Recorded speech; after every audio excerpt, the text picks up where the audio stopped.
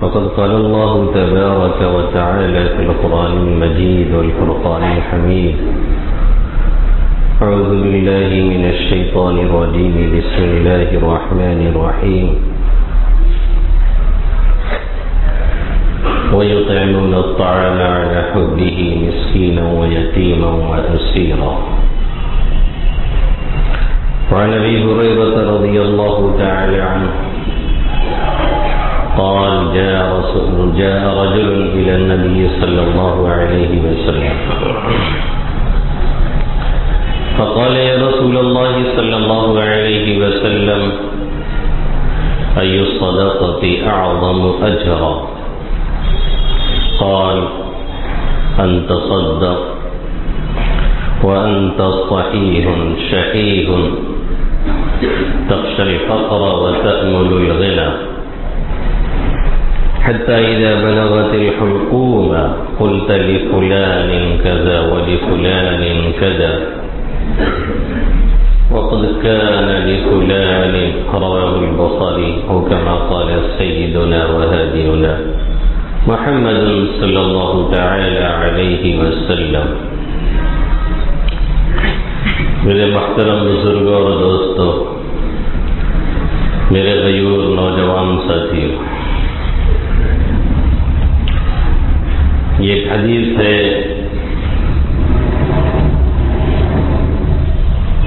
اور عجیب حدیث ہے، جس میں ہمیں اور آپ کو ایک پیغام دیا گیا اور ساتھ ساتھ اس پیغام کی کرنے میں اور پورا کرنے میں ہماری جو خرابی اندر کی ہے اسے بھی اللہ کے حبیب صلی اللہ علیہ وسلم نے بیان فرمایا، اس کی بھی نشاندہی فرمائی ہے. اس کو روایت کرنے والے حضرت ابو ہریرہ صحابی رسول صلی اللہ علیہ وسلم ہیں. آپ جانتے ہی ہیں، ایک جلیل القدر صحابی ہیں، اصحاب صفہ میں سے ہیں، ان صحابہ کرام میں سے ہیں جو آقا مدنی صلی اللہ علیہ وسلم کے در اقدس پر حاضر رہا کرتے تھے. آپ صلی اللہ علیہ وسلم جو کچھ بیان فرماتے اسے نوٹ فرماتے، اسے یاد فرماتے، اس پہ عمل کرتے اور اسے دوسروں تک پہنچاتے. کہیں سے کچھ مل گیا، کھانے پینے کو کچھ آ گیا تو ٹھیک ہے، ورنہ اللہ اللہ خیر صلی اللہ، فاقے پہ فاقہ ہو رہا ہے، کبھی کبھی بے ہوشی بھی طاری ہو جاتی.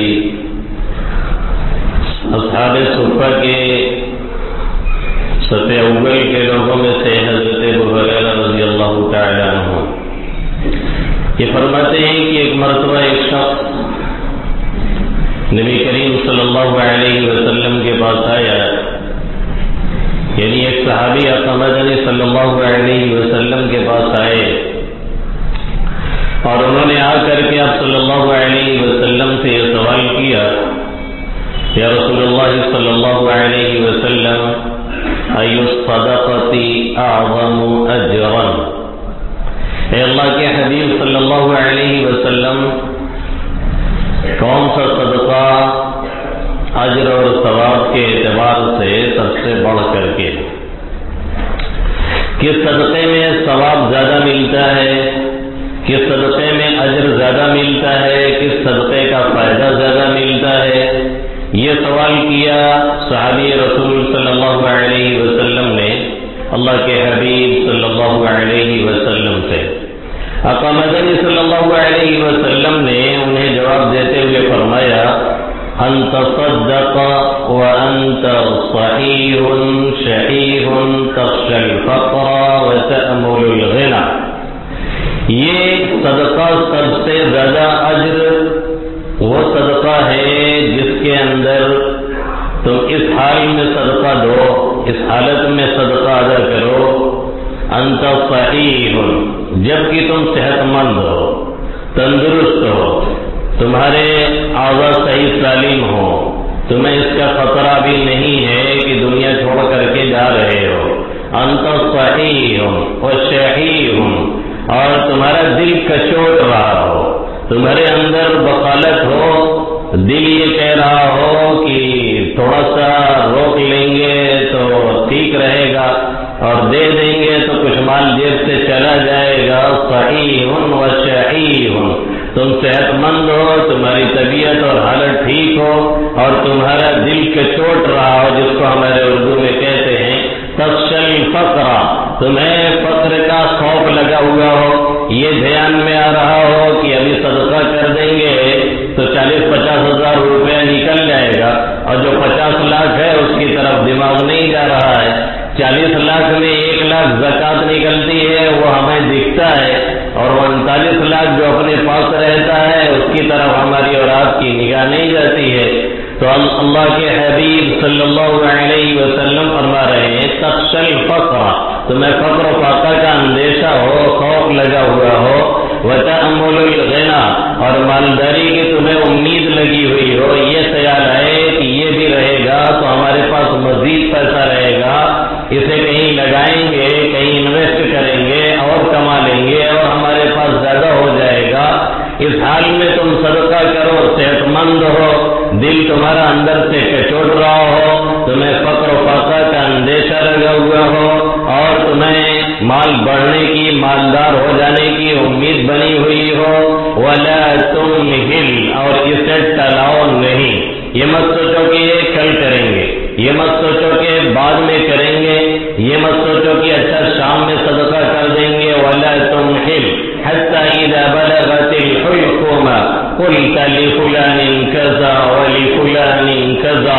یہاں تک کہ تلاتے رہے، جب موت آنے لگی اور ملک الموت جان نکالنے لگے اور آنکھیں ٹنگنے لگی اور یہ لگنے لگا کہ اب دنیا میں رہنا نہیں ہے، آزاد جواب دینے لگے، ہاتھ پاؤں ڈھیلے پڑنے لگے، قریب میں کھڑے ہوئے لوگ یاسین کا ورد کرنے لگے اور 2-4 الفاظ اور نکل رہے ہیں وہ بھی بہت محنت سے، سب اب بول رہے ہو فلاں کو اتنا دینا ہے، فلاں کو اتنا دینا ہے، اتنا مسجد میں دے دو، اتنا مدرسے میں دے دو، اتنا فلاں غریب کو دے دو۔ اب تک ہم محل میں رہ رہے تھے، ہمارے ایک پڑوسی جھوپڑ پٹی میں زندگی گزار رہا تھا، جو برسات میں بیچارہ سو بھی نہیں پاتا تھا، پانی ٹپکتا تھا، اب اس کا ایک کمرہ بنوا دو، وَلَا تُمْحِلْ حَتَّى إِذَا بَلَغَتِ الْحُلْقُومَ قُلْتَ لِفُلَانٍ كَذَا وَلِفُلَانٍ كَذَا، تب یہ کہنا شروع کرو کہ فلاں کو اتنا دے دو، فلاں کو اتنا دے دو، فلاں کو اتنا حوالے کر دو، فلاں جگہ اتنا خرچ کر دو۔ آقا مدنی صلی اللہ علیہ وسلم نے فرمایا وَقَدْ كَانَ لِفُلَانٍ، اب وہ فلاں کا ہو چکا ہے، اب وہ دوسرے کا ہو چکا ہے، اب آپ کا آرڈر اس میں جاری ہونے والا نہیں ہے۔ اللہ رب العزت نے جو ہمارا اور آپ کا سسٹم بنایا ہوا ہے اور زندگی کا جو نظام بنایا ہوا ہے، جو طریقہ بنایا ہوا ہے، وہ یہ ہے کہ انسان کی حالت یہ ہے، اس کی پوزیشن جب اس حالت پہ پہنچ جائے کہ اب اسے بچنے کی امید نہیں ہے، جس کو مرض الموت کہا جاتا ہے، اسی بیماری میں اس کی وفات ہو جائے، بیماری اسی جڑ پکڑ لے، گھر سے باہر نہیں نکل پا رہا ہے، بیڈ پہ پڑا ہوا ہے، اس حال میں چل رہا ہے، اور اسی حالت میں اگر اس کی موت ہو جاتی ہے تو پھر اسے مرض الموت کہا جاتا ہے۔ اب اس حالت میں اس کی ملکیت بڑی محدود ہو جاتی ہے، اس حالت کے اندر اس کی ملکیت بہت ہی محدود ہو جاتی ہے اور اس کا جو مالکانہ حق ہوتا ہے وہ بہت ہی کم چیزوں پر رہ جایا کرتا ہے، 2/3 اس کے ہاتھ سے باہر نکل چکا ہوتا ہے، 1/3 میں صرف اس کا قبضہ رہ جاتا ہے۔ مثال کے طور پہ اگر وہ 3 لاکھ کا مالک تھا اور اس بیماری میں پہنچ گیا جس بیماری کے بعد اسے واپس نہیں ہونا ہے، تو اب 2 لاکھ اس کے ورثہ کا ہو چکا ہے، صرف 1 لاکھ اس کا بچا ہے، اسی میں اس کی وصیت چل سکتی ہے، اسی کے بارے میں اب یہ کہہ سکتا ہے کہ یہ فلاں جگہ لگا دیا جائے، فلاں جگہ صدقہ دے دیا جائے، مسجد میں اسے لگا دیا جائے، فلاں غریب کو دے دیا جائے، فلاں غریب رشتے دار کو دے دیا جائے، یا یوں ہی صدقہ و خیرات کر دیا جائے۔ اب وہ 1 لاکھ میں صرف اپنا حکم چلا سکتا ہے، اگر چلانا چاہے تو، اور اگر چھوڑ کے چلا گیا ہے تو وہ بھی کسی اور کا یعنی ورثہ کا ہو جائے گا، اس کا اب کچھ رہنے والا نہیں ہے اور اسے کچھ ملنے والا نہیں ہے۔ یہ اللہ کا بنایا ہوا ایک سسٹم ہے یہ ایک نظام ہے اللہ رب العزت کا کریٹ کیا ہوا اور بنایا ہوا کہ اس نظام کے تحت ہر ایک کو چلنا ہے. جب اس کنڈیشن میں کوئی پہنچتا ہے، جب اس حالت میں کوئی پہنچتا ہے، جب اس پوزیشن میں کوئی چلا جاتا ہے جسے مرض الموت کہا جاتا ہے، تو اب اس کو اپنے مال پر مالکانہ حق 1/3 حصے پہ رہ جاتا ہے، 2/3 اس کی ملکیت سے نکل جایا کرتا ہے. اب اگر آپ کرنا بھی چاہیں گے تو صرف 1/3 پہ آپ کا حکم چلے گا یا ہمارا حکم چلے گا، اس سے زیادہ چلنے والا نہیں ہے. یہ زندگی کا نظام ہے. اور دوسری طرف ہماری اور آپ کی فطرت کیا ہے، ہماری اور آپ کی ذہنیت کیا ہے، ہماری اور آپ کی سوچ کیا ہے، ہماری اور آپ کی طبیعت کیا ہے. اللہ کے حبیب صلی اللہ علیہ وسلم اس چوری کو پکڑ رہے ہیں اور بتا رہے ہیں. کیا فرما رہے ہیں؟ انت صدق وانت صحیح شحیح، کہ جب انسان صحت مند ہوتا ہے تب ذہن و دماغ اس بات کی طرف نہیں جاتے ہیں کہ ہمیں بیمار ہونا ہے، تب خیال نہیں آتا ہے کہ ہمیں بھی بیڈ پہ پڑے رہنا ہے، تب خیال نہیں آتا ہے کہ ہمیں بھی 4 گز زمین میں اترنا ہے، تب یہ ذہن میں نہیں آتا ہے کہ ہمیں بھی موت کے منہ میں جانا ہے، تب یہ دھیان میں نہیں آتا ہے کہ یہ باڈی لینگویج ہماری بھی شرمرانے والی ہے، تب یہ خیال میں نہیں آتا ہے کہ اعضاء ہمارے جو آج بڑے بڑے طاقتور دکھ رہے ہیں وہ انتہائی کمزور ہوں گے. ایک پیالی چائے بھی اٹھا کر کے اپنے ہاتھوں سے ہم پینا چاہیں گے تو پی نہیں سکیں گے. یہ ہماری کنڈیشن ہو جائے گی. اس طرف ہمارا اور آپ کا ذہن نہیں جاتا ہے. اکثر جن کی صحت صحیح ہوتی ہے، اکثر جن کے حالات صحیح ہوتے ہیں، اکثر جن کی باڈی لینگویج صحیح ہوتی ہے یا جن کی عمریں کم ہوتی ہیں، ان کا ذہن بہت کم اس طرف جاتا ہے کہ ہمیں بھی مرنا ہے. جیسے اپنے طلبہ سے میں کبھی کبھی پوچھ لیتا ہوں کہ مرنے کا خیال آتا ہے کہ نہیں آتا ہے، تو اکثر مجھے ایسا دیکھتے ہیں جیسے لگتا ہے میں نے کوئی ایک نئی بات ان کے سامنے کر دی ہے. وہ بات میں نے کی ہے جس سے ہمیں دوچار ہونا ہے، وہ بات میں نے کی ہے جس سے آپ کو دوچار ہونا ہے، وہ بات میں نے پوچھی ہے جس سے ہر ایک کو گزرنا ہے، چاہے یا نہ چاہے، خواہش رکھے نہ رکھے، جانا چاہے یا نہ جانا چاہے. نہیں جانا چاہے گا تو بھی ٹانگ پکڑ کے لے جایا جائے گا، کسی کو چھوڑا نہیں جا سکتا ہے. اس سوال پہ اتنی اجنبیت کی نگاہ سے مجھے اس طرح سے دیکھتے ہیں ایسا لگتا ہے کہ میں نے یہ کہہ دیا ہے کہ تمہیں ابھی مرنا ہی ہے. اس طرح سے گھبرا کر کے مجھے دیکھنا شروع کرتے ہیں، حالانکہ اس سے سب کو گزرنا ہے. وجہ یہی ہے انت صحیح، جب صحت ہوتی ہے، جب عادت صحیح سالم ہوتے ہیں، جب مال و دولت پاس ہوتا ہے، جب حالات صحیح سالم ہوتے ہیں تو اس طرف ذہن نہیں جاتا ہے. تب ذہن صرف یہ جاتا ہے کہاں کھایا جائے، کیسا پہنا جائے، کتنی اچھی زندگی گزاری جائے، کون سا پیسہ لیا جائے، کون سا مال استعمال کیا جائے، کون سی گاڑی ہاتھ لگائی جائے، اور کون سا بنگلہ خریدا جائے، اور کس ہوٹل پہ چلا جائے، اور کس ڈھابے پہ پہنچا جائے، آئر ملس چلا جائے کہ ڈھابا چائنیز پہ چلا جائے کہ 5 اسٹار ہوٹل کا سہارا لیا جائے کہ کہاں جایا جائے. ذہن و دماغ اسی کے ارد گرد گھومتے رہتے ہیں. جیسے کسی نے کہا اور بالکل بجا کہا کہ لائبریریاں ڈھونڈنے سے آج کے دور میں نہیں ملتی ہے. کوئی مکتبہ اور لائبریری کہیں دیکھنے کو ملتی ہے؟ بازاروں میں چلے جاؤ ادھر سے ادھر، شاید ایک آدھ دکان کتاب اتاب کی مل جائے، وہ بھی بیچاری سستا حالت، جس پہ جانے کے لیے کوئی مولوی صاحب کوئی اور لوگ تیار ہوں گے، دوسرا کوئی جانے کے لیے تیار نہیں ہوتا. اسٹڈی اور مطالعہ کا مزاج تو ہر ایک کا ختم ہو چکا ہے، چاہے وہ ہماری لائن کے لوگ ہوں چاہے دنیاوی لائن کے لوگ ہوں. کوئی پڑھنا ہی نہیں چاہتا ہے، کوئی مطالعہ کرنا ہی نہیں چاہتا ہے، کوئی کتاب دیکھنا ہی نہیں چاہتا ہے، کوئی تحقیق کرنا ہی نہیں چاہتا ہے، کوئی ریسرچ میں لگنا ہی نہیں چاہتا ہے، محنت سے کوئی پڑھنا ہی نہیں چاہتا ہے. خلیل الرحمان سجاد نعمانی حفظہ اللہ تعالی، جن کا نام ابھی بہت چرچوں میں تھا، یہ ابھی 2-3 سال پہلے تقریباً پورے 1 سال بیمار رہے اور 8 مہینے ان کی بیماری بہت ہی خطرناک رخ اختیار کر گئی. اس بیماری کی حالت میں بھی اس بندے خدا نے 18,000 صفحات کا مطالعہ کیا تھا. 18,000 صفحات کا. وہ صرف اپنی دینی کتابوں کا نہیں، تمام دنیاوی کتابوں کا، تمام مذاہب کی کتابوں کا اور اکنامک کے تعلق سے اور دنیا میں جو بڑے لوگ گزرے ہیں، بڑے بڑے کارنامے انجام دیے ہیں، سب کی لائف وغیرہ کا، کیونکہ ان کا مزاج ہر طرح کی چیزوں کو پڑھنے کا ہے اور اسٹڈی کرنے کا ہے. اس بیماری میں 18,000 صفحات 1 سال میں انہوں نے مطالعہ کر ڈالا اور یہاں پوری زندگی ملا کر کے بھی 18 صفحے نہیں بننا چاہتے ہیں. تو لائبریریاں تو ڈھونڈے سے نہیں ملتی ہیں. اور دیکھو تو ہوٹل روز کھل رہا ہے، دیکھو تو سموسہ کی دکان روز کھل رہی ہے. کہیں سموسہ ہے، کہیں وڑا پاؤ ہے، تو کہیں لوگ لٹکا ہے، تو کہیں پھلکی مچھلی ہے تو کہیں پھلکا ہے تو کہیں کچھ ہے، روزانہ ایک نہ ایک دکان کھلتی ہے. نتیجہ کیا نکل رہا ہے معلوم ہے؟ دماغ چھوٹا ہوتا چلا جا رہا ہے، سوچنے سمجھنے کی صلاحیت سکھوتی جا رہی ہے، پیٹ سب کا بڑا ہوتا چلا جا رہا ہے. جس کو دیکھو وہ پیٹ نکالے ہوئے ٹہل رہا ہے. اب لوگ معانقہ نہیں کرتے. اب معانقہ کرنے جاؤ تو معانقہ کا مطلب ہوتا ہے گلے سے گلے کا ملنا. اب کسی سے معانقہ کرنے جاؤ تو معانقہ نہیں ہوتا، مبادلہ ہوتا ہے، پیٹ سے پیٹ ملتا ہے جا کر کے. اب معانقہ نہیں، مبادلہ ہونا شروع ہو گیا ہے. یہ ہماری اور آپ کی حالت ہوتی چلی جا رہی ہے. تو اللہ کے حبیب صلی اللہ علیہ وسلم نے فرمایا انت صدق وانت صحیح، صدقہ اس حال میں کرو جبکہ تمہاری صحت صحیح ہو، تمہارے خیال میں یہ ہو ابھی اور جینا ہے، تمہارے ذہن میں یہ ہو ابھی باڈی صحیح سالم ہے، تمہارے ذہن و دماغ میں یہ ہو ہمارے تمام اعضاء صحیح کام کر رہے ہیں، اس حال میں صدقہ کرو. انت شہید ہو، اور تمہیں یہ امید لگی ہو کہ روکے رہیں گے، بچائے رکھیں گے تو ہمیں کام آئے گا. مال کی محبت دل میں گھسی ہے، ذہن میں یہ آ رہا ہے تأمل الفقر وتخشى الفقر وتأمل الغنى. ایک طرف خطرہ لگا ہو کہ اگر دے دیں گے تو کم ہو جائے گا، دوسری طرف ذہن میں آ رہا ہو کہ اگر بچا لیں گے تو مال بڑھ جائے گا.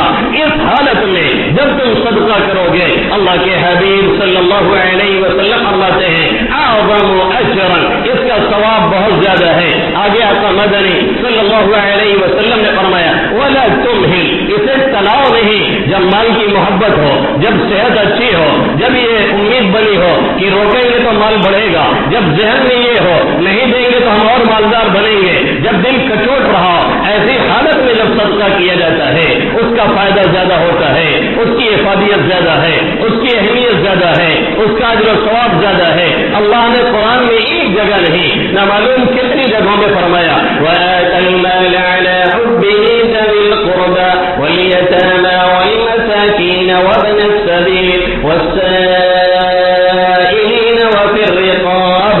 اللہ فرماتا ہے مال کو دے اور عطا کرے اپنے عزیزوں کو، اپنے رشتہ داروں کو، غریبوں کو، مسکینوں کو، قیدیوں کو چھڑانے میں اور اس طرح کی جگہوں پہ وہ خرچ کر رہا ہو. کیسے؟ وَآتَى الْمَالَ عَلَى حُبِّهِ، جبکہ مال کی محبت دل میں بیٹھی ہے، جبکہ دل کچوٹ رہا ہے، دل نہیں چاہتا ہے، پھر بھی ادھر صدقہ دے رہا ہے، ادھر خیرات کر رہا ہے، ادھر رشتہ داروں کو دے رہا ہے، ادھر مسجد میں لگا رہا ہے، ادھر مدرسے میں لگا رہا ہے. وَآتَى الْمَالَ عَلَى حُبِّهِ ذَوِي الْقُرْبَى وَالْيَتَامَى وَالْمَسَاكِينَ وَابْنَ السَّبِيلِ وَالسَّائِلِينَ وَفِي الرِّقَابِ. ابھی صبح فجر میں جو سورہ دوسری رکعت میں پڑھی گئی اس میں اللہ کیا فرماتا ہے وَيُطْعِمُونَ الطَّعَامَ عَلَى حُبِّهِ مِسْكِينًا وَيَتِيمًا وَأَسِيرًا. اللہ کے نیک بندے، جنتی بندے یہ کیا کرتے ہیں؟ مال کی محبت ہونے کے باوجود، مال کی محبت دل میں ہے، دل نہیں چاہتا ہے کہ دیا جائے، اس کے باوجود وہ کبھی مسکین کو کھلاتے ہیں، کبھی فقیر کو کھلاتے ہیں، کبھی کسی اور کو کھلاتے ہیں، کبھی کہیں اور خرچ کرتے ہیں. وَيُطْعِمُونَ الطَّعَامَ عَلَى حُبِّهِ مِسْكِينًا وَيَتِيمًا وَأَسِيرًا. اور اللہ نے دوسری جگہ کیا فرمایا جب یہ سلسلہ لگا رہے، دل کچوٹ رہا ہو، جب مال کی محبت دل میں گھسنے جا رہی ہو اور اس مال سے تعلق تمہارا مضبوطی سے لگا ہوا ہو، تب خرچہ کرو گے، تب ہماری محبت ملے گی، تب اجر زیادہ ملے گا، تب ثواب زیادہ ملے گا. لَن تَنَالُوا الْبِرَّ حَتَّىٰ تُنفِقُوا مِمَّا تُحِبُّونَ. اللہ فرما رہا ہے تم بھلائی اور نیکی کو نہیں پا سکتے ہو، نہیں پہنچ سکتے ہو یہاں تک کہ تمہیں جو چیزیں پسند ہیں، جو چیزیں مرغوب ہیں، جو چیزیں تمہیں سب سے زیادہ چاہت ہے، جس کے اندر چاہت لگی ہوئی ہے، جب وہ خرچہ کرو گے تب ہماری محبت کو اور بھلائی کو پا سکتے ہو. ہم اور آپ یہ سمجھتے ہیں جب مرنے لگے، جب جان اٹک جائے، اللہ کے حبیب صلی اللہ علیہ وسلم فرما رہے وَلَا تُمْهِلْ حَتَّىٰ إِذَا بَلَغَتِ الْحُلْقُمْ. چلاؤ نہیں، یہ مت کہو چلو جمعہ بات کرتے ہیں، پھر کہو چلو اثر بات کرتے ہیں، پھر کہو اچھا مغرب بات دے دیں گے، پھر کہو چلو اچھا کل جائیں گے تب صدقہ کریں گے، اچھا پرسوں دے دیں گے، اچھا برسوں دے دیں گے، چلاتے چلے گئے چلاتے چلے گئے. اللہ کے حبیب صلی اللہ علیہ وسلم فرما رہے وَلَا تُمْهِلْ حَتَّىٰ إِذَا بَلَغَتِ الْحُلْقُومَ. چلاؤ نہیں یہاں تک کہ جب جان نکلنے لگی اور یہاں پر آ کر کے اٹک گئی، اب آنکھیں پھڑپڑا رہی ہیں، گرگرے کا عالم ہے اور لگتا ہے کہ جان بچے گی نہیں. اب بول رہے ہیں اسے اتنا دے دیا جائے، اسے اتنا دے دیا جائے، اسے اتنا دے دیا جائے. یعنی جب حالات خراب ہو گئے اور جب سمجھ میں یہ آیا کہ اب بچنے والے نہیں ہیں، جب سمجھ میں یہ آیا اب یہ مال ورثہ لے لیں گے، جب سمجھ میں یہ آیا آنے والے اسے لے لیں گے، جب سمجھ میں یہ آیا آنے والے اسے چھین لیں گے، اب لوگ لیتے نہیں ہیں بلکہ اب لوگ چھین لیتے ہیں. جیسا کہ متنبی ایک شاعر کہتا ہے، تسلبہ الآتی تسلب السالب وفارقہ الماضی فراق السلیب. جو بعد والے آتے ہیں یعنی ورثہ، وہ ایسا چھین لیتے ہیں، ایسا مان لیتے ہیں جیسے لگتا ہے کہ جانے والے سے چھین رہے ہیں، اور جانے والا چھوڑ کے بیچارہ ایسا چلا جاتا ہے جیسے لگتا ہے کہ اسے لوٹ لیا گیا ہے، جیسے لگتا ہے کہ اسے چھین لیا گیا ہے.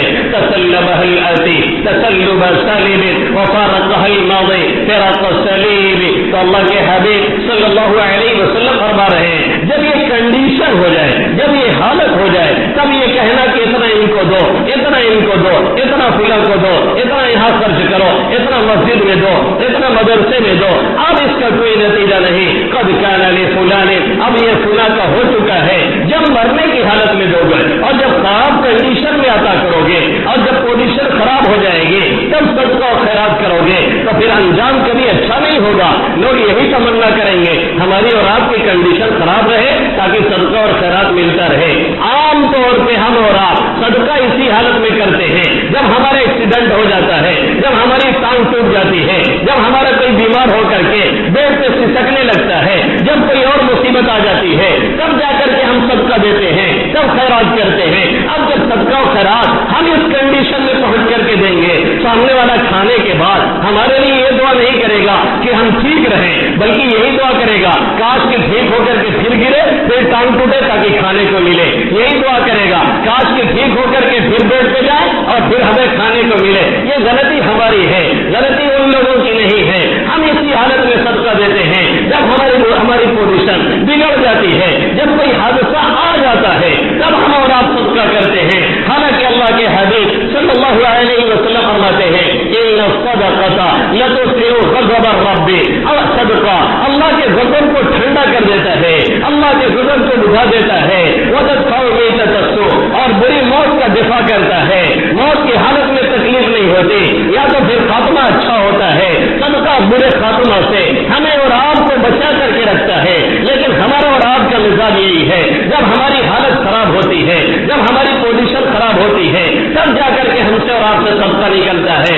اچھے حالات کے اندر ہم سے اور آپ سے صدقہ جلدی نہیں نکلتا ہے. حالانکہ ایک مزاج بنانا چاہیے، ایک معمول بنانا چاہیے. روزانہ ہم سے 2 روپیہ ہی ہو سکے، 1 روپیہ ہو سکے، لیکن ضرور دیا کریں. چاہے مسجد میں دیں، چاہے مدرسے میں دیں، چاہے رشتے داروں کو دیں، چاہے کسی غریب کو دیں، چاہے کسی مسکین کو دیں، چاہے کسی یتیم کو دیں، چاہے کسی بیوہ کو دیں، چاہے گھر والوں پہ خرچہ کریں. ضرور کریں، صدقے کی نیت سے کریں. یہ نفلی صدقہ تو کہیں بھی دیا جا سکتا ہے اور کہیں بھی لگایا جا سکتا ہے. اس کا ایک مزاج اور معمول بنانا چاہیے. صحابہ کرام کی زندگی پڑھیے، اسلاف کی زندگی پڑھیے، ان کا ایک مزاج تھا مستقل صدقہ کرنا. ہمارا مزاج یہ ہے جب مصیبت آ کے دروازے پہ دستک نہیں دیتی، آ کے کھڑی ہو جاتی ہے اور ہم مصیبت میں پھنس جاتے ہیں، تب ہم صدقات اور خیرات کا دور شروع کرتے ہیں. پھر بھی ٹھیک ہے، لیکن اس وقت کسی غریب کو دیں گے اور اسے معلوم ہو جائے گا کہ ان کی ٹانگ ٹوٹی ہے تب صدقہ آیا ہے، وہ آئندہ پھر دعا کرے گا دوسری ٹانگ ٹوٹے تاکہ پھر کھانے کا جگاڑ بیٹھے.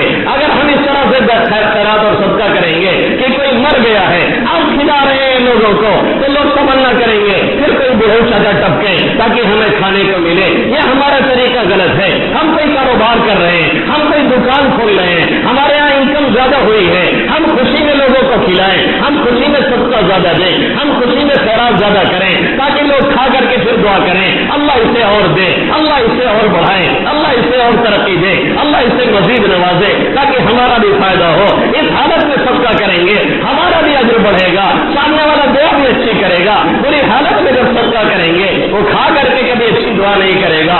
اور یاد رکھیے یہ ہمارا مزاج بن چکا ہے. جب مسجد مدرسے میں دینے کی بات آتی ہے وہی 2-4 روپے کا سکہ نکلتا ہے، اور جب شاپنگ کرنے جاتے ہیں تو 500 اور 1000 اور 2000 کا نوٹ بھی ہمیں چھوٹا اور کم لگتا ہے. گھر سے باہر قدم نکالے نہیں 2000 کی نوٹ ختم ہو جاتی ہے، اور جب مسجد میں ڈبہ گھومتا ہے تو وہی کوڑ کوئی 2 روپے ڈالتا ہے، کوئی 5 روپے ڈالتا ہے، کوئی 1 روپے ڈالتا ہے. اسی لیے ایک مرتبہ ایک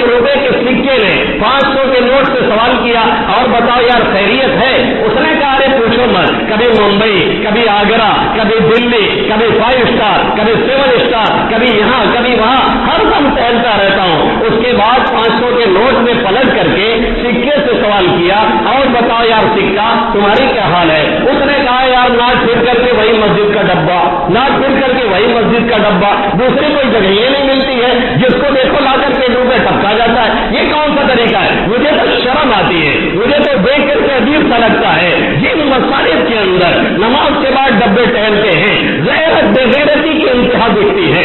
ऐसा लगता है अल्लाह के घर में लोगों से कहा जा रहा है कि अल्लाह के घर के लिए कुछ दे करके जाइए। अरे बाहर एक डब्बा रखिए, जिसको गैरत होगी और जिसको अल्लाह तौफीक देगा वो वहां पैसे डाल करके जाएगा। यहाँ कहाँ जमीन में सारे और दौड़ा रहे हो?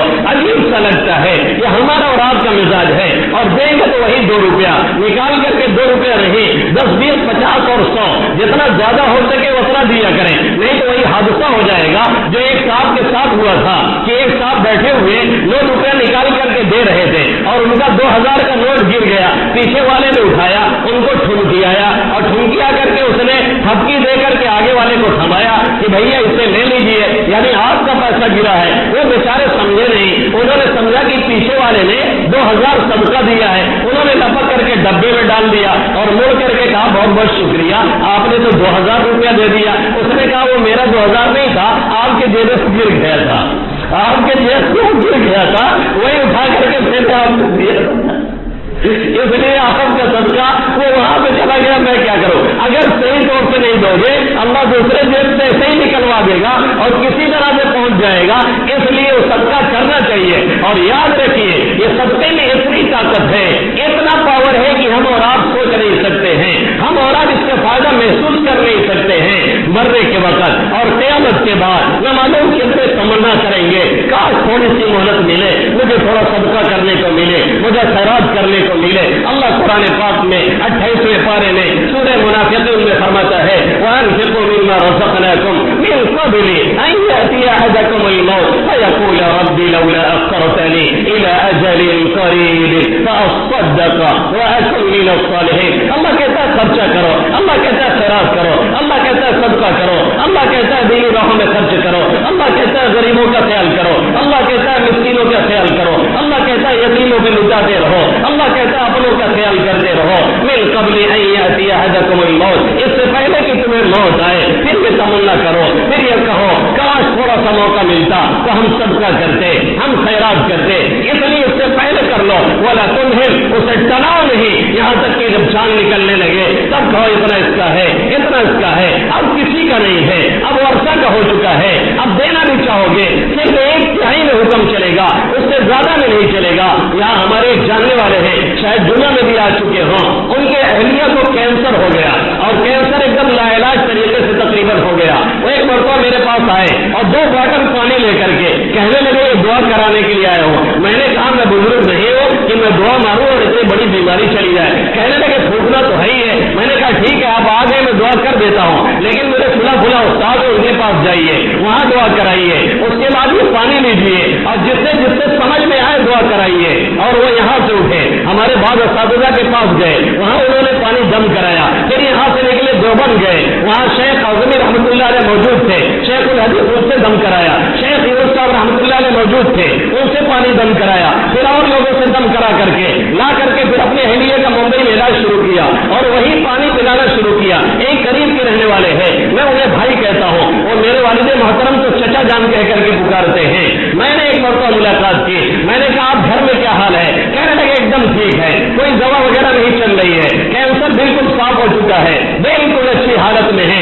मैंने कहा क्या क्या किया था? कहने लगे जितना दवा में खर्चा हुआ, ये दुआ का पानी और दवा, और जितना दवा में खर्चा हुआ उतना ही जोड़ जोड़ करके मैं रोजाना सदका करता था, जिसकी बरकत से सारे मसाइल हल हो गए। और यहाँ पे हमारे बैठे हुए हैं वो भी साहब भाई, हमारे उस्ताद मोहतरम मौलाना मोहम्मद उस्मान साहब कौसनी, ये एक मरतबा बताने लगे यहाँ भदोई के एक साहब बड़े सेठ हैं, बड़े पैसे वाले हैं, उनके अहलिया की तबीयत खराब हो गई और बार बार वो खून आता, दुआ की दरख्वास्त बार बार वो भेजते हैं मदरसों को बच्चों को कुछ खिलाने के लिए।